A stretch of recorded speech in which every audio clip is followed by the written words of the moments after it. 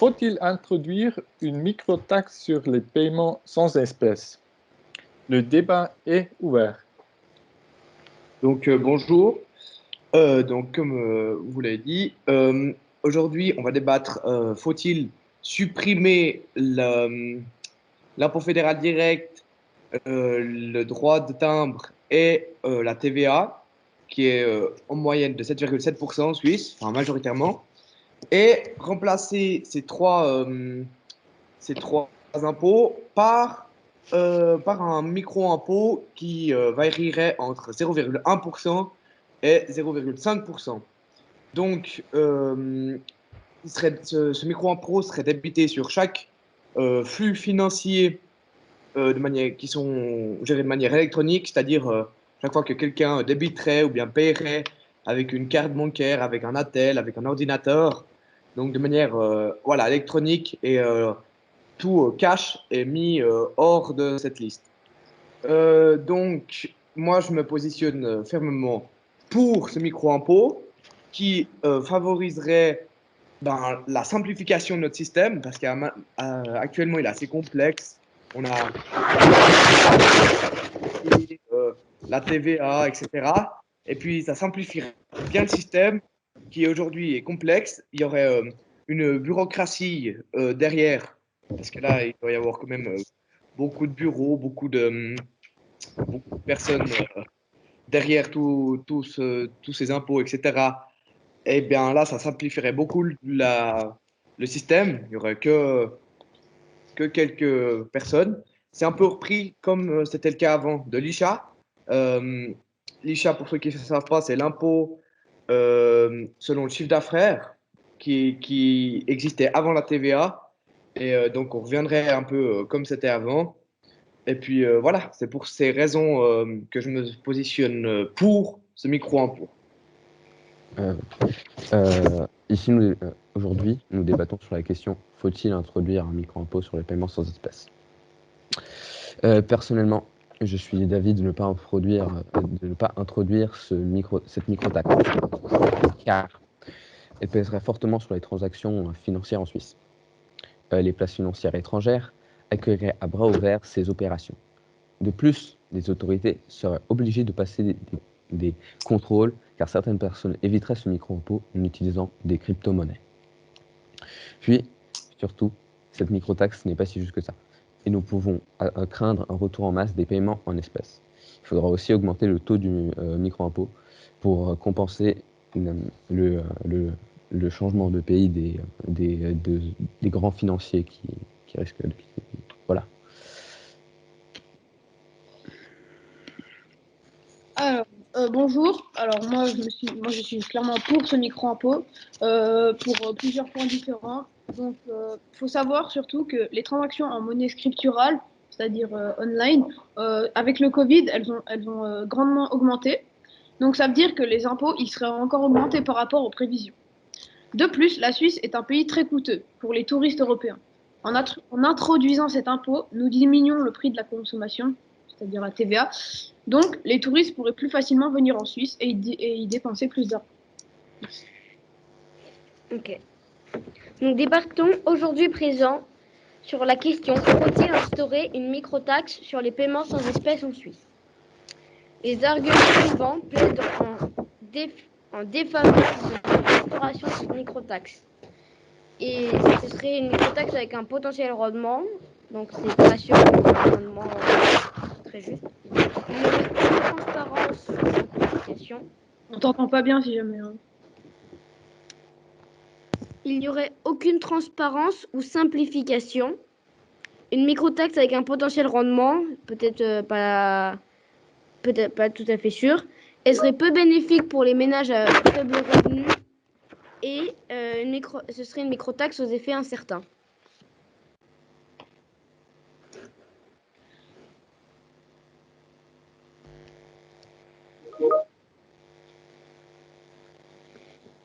Le débat ouvert, c'est bon? Oui. Alors, ouais. j'aimerais revenir à ce que vous avez dit. C'est pas tellement certain parce qu'il y a quand même sur chaque flux financier 0,5% à 0,1% qui serait débité. Donc, il y a quand même il y a quand même une source de revenus sûre qui aura lieu parce que aujourd'hui, de toute manière, on passe par la banque, par le distributeur, enfin par ouais, le distributeur d'argent.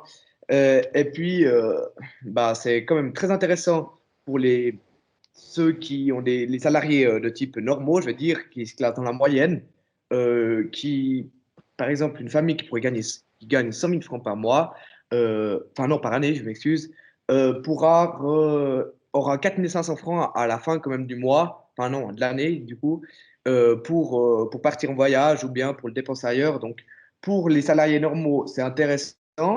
Et puis, les grandes entreprises qui sont venues en Suisse ne vont pas partir juste parce que ce système change. Au contraire, elles vont rester parce qu'on a quand même en Suisse un système qui est mondialement connu, un système financier et bancaire qui est mondialement connu et réputé. Et puis les instituts suisses le disent clairement que ça ne va pas changer le fait qu'ils restent en Suisse ou pas parce que ça reste une sécurité quand même intéressante. Et puis voilà. Tu dis que que les familles garderaient 4500 francs à la fin avec la microtaxe, mais les familles à ménage à faible revenu, ils n'auraient moins d'argent et donc du coup ça va être compliqué pour eux d'acheter des choses ou de Ah non, faire autre chose. Oui, justement, puisque qui ont eu beaucoup d'argent, ah, c'est-à-dire ceux qui ont bah, de l'argent, qui remuent beaucoup, qui vont acheter sur Internet, qui vont acheter au magasin, qui vont dépenser, qui vont acheter des actions, etc. Eux seront pénalisés parce qu'il y aura beaucoup de mouvements financiers. Mais justement, comme tu viens de dire, ces petites familles qui ont des faibles revenus, elles remuent pas beaucoup d'argent aujourd'hui et ben, ça va continuer à pas être le cas. Elles vont pas remuer autant d'argent. Et puis c'est déduit sur les flux banquiers. Donc ceux qui remuent de l'argent, ceux qui investissent, euh, ceux qui achètent, eux sont un peu pénalisés, mais les familles à petits revenus qui achètent juste leurs courses, etc., ne sont pas pénalisés, mais au contraire sont avantagés parce que ils vont faire leurs courses pour 100 francs. Pour 100 francs aujourd'hui, la TVA, donc majoritairement de 7,7%, et ils sont débités 7 francs 70 par achat de 100 francs. Ça veut dire que maintenant, avec la microtaxe, au maximum, dans leur achat de 100 francs, ils se font débiter 50 centimes ou 10 centimes même. Donc, c'est beaucoup plus intéressant. mais le produit, imaginons, je m'achète un vélo.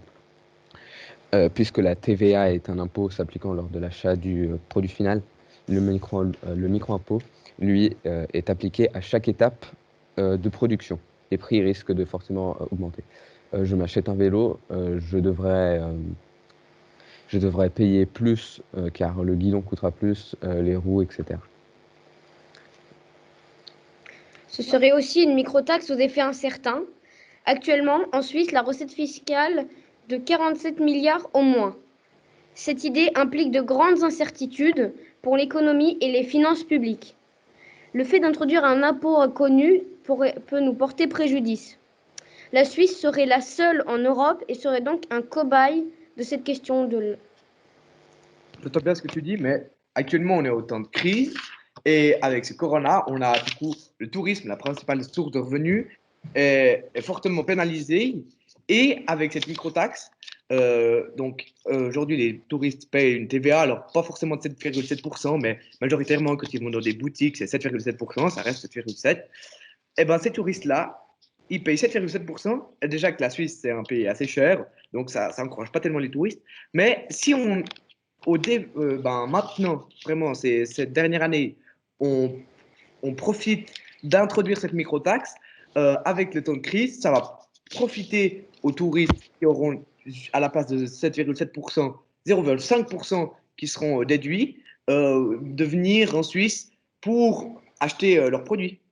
Et puis l'évolution, elle va clairement vers une diminution, voire même une suppression du cash, de la monnaie courante avec des billets et tout ça. C'est-à-dire que le cash ne représente plus que 5% dans les pays du nord de l'Europe. Et on s'y dirige aussi. Et l'impôt étant si faible, bah, le risque il est très faible aussi, car les avantages du cash seraient alors clairement trop grands par rapport au montant de l'impôt.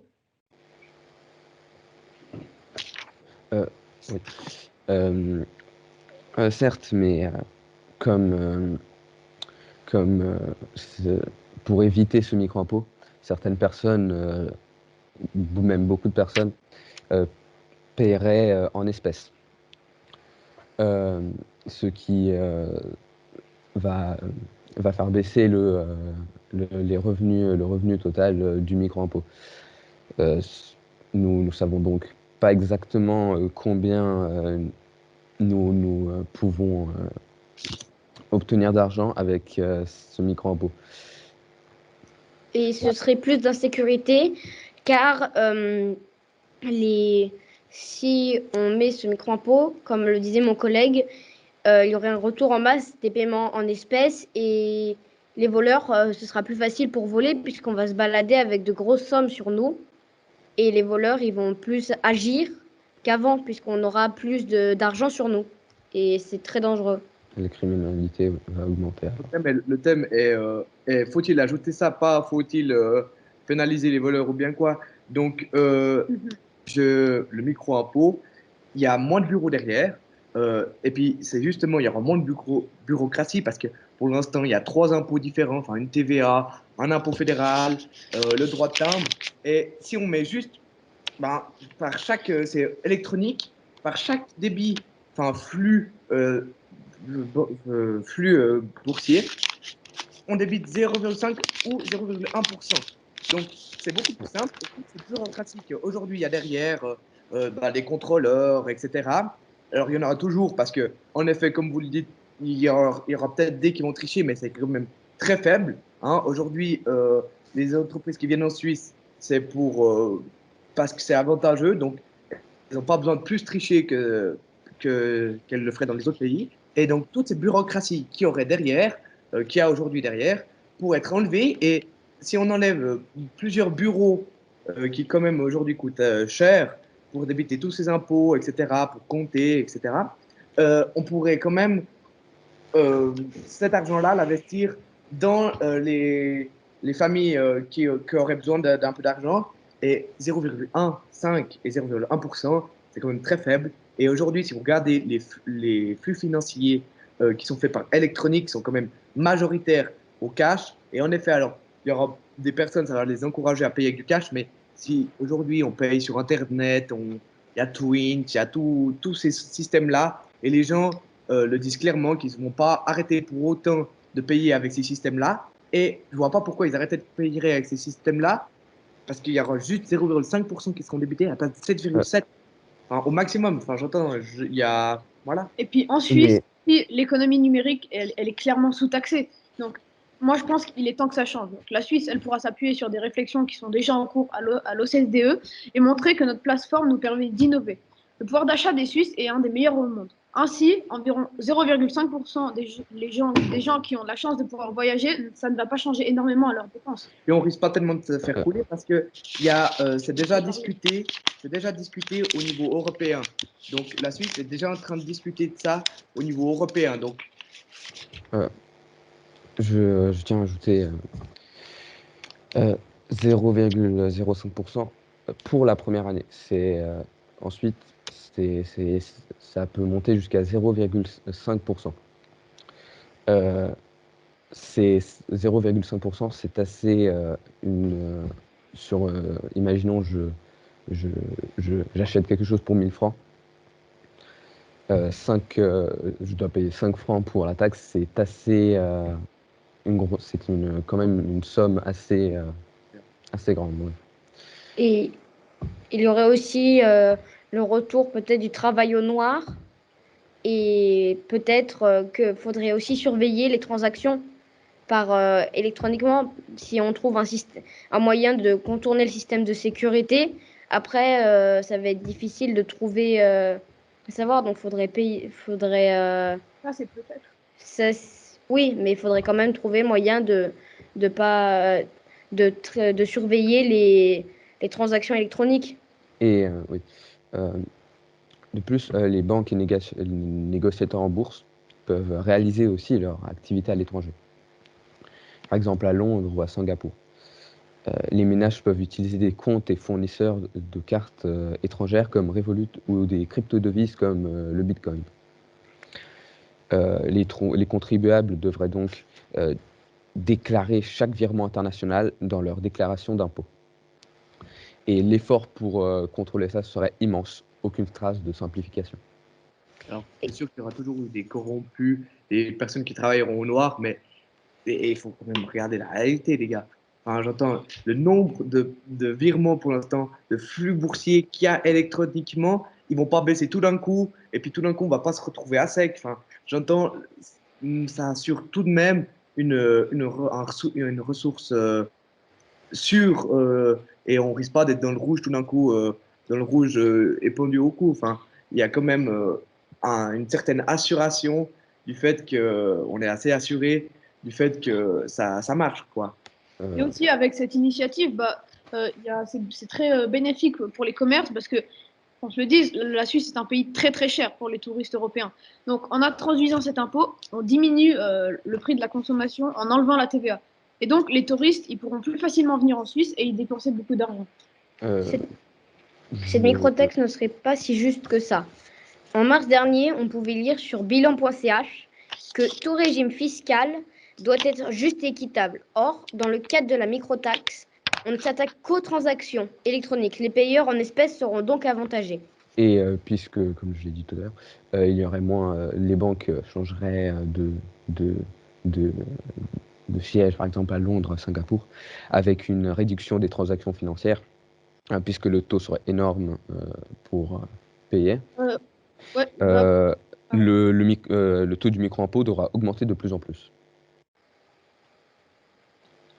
Donc, pour conclure, après avoir bien entendu les arguments de mes adversaires, je reste toujours positionné contre parce que, pardon, pour, je m'excuse, je reste toujours positionné pour parce que en Suisse, comme je l'ai dit, on a quand même un système banquier qui est toujours très sécurisé et qui intéresse toujours beaucoup de monde. Les entreprises ne vont pas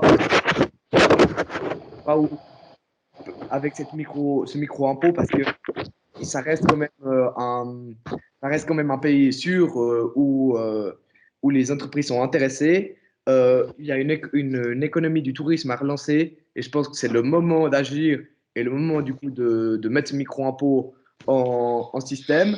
Il y avait l'ICHA avant qui marchait bien. Je vois pas pourquoi maintenant le micro-impôt ne marcherait pas bien. En effet, il y aurait un peu de travail au noir, mais il y a toujours eu des gens un peu corrompus qui ne respectent pas les lois.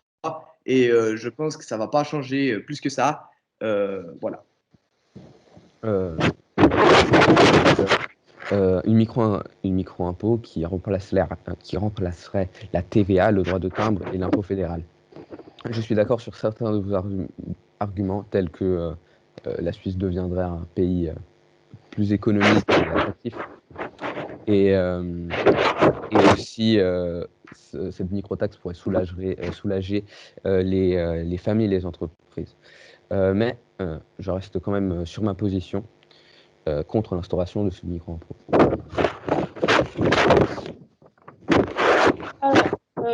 J'ai fait plusieurs très pertinentes, mais je reste quand même sur ma position. Je pense que cette microtaxe est vraiment très bénéfique pour que ce soit les commerces suisses ou pour l'État.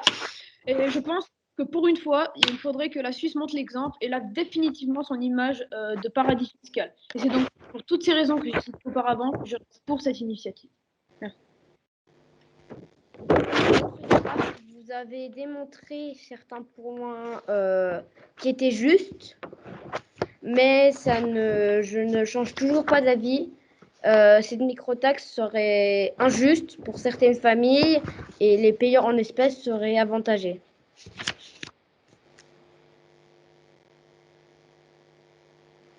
Bravo. Voilà. Avec ce beau discours de clôture, je déclare le débat clos. Merci beaucoup à tous les débatteurs. Félicitations, c'était vraiment intéressant.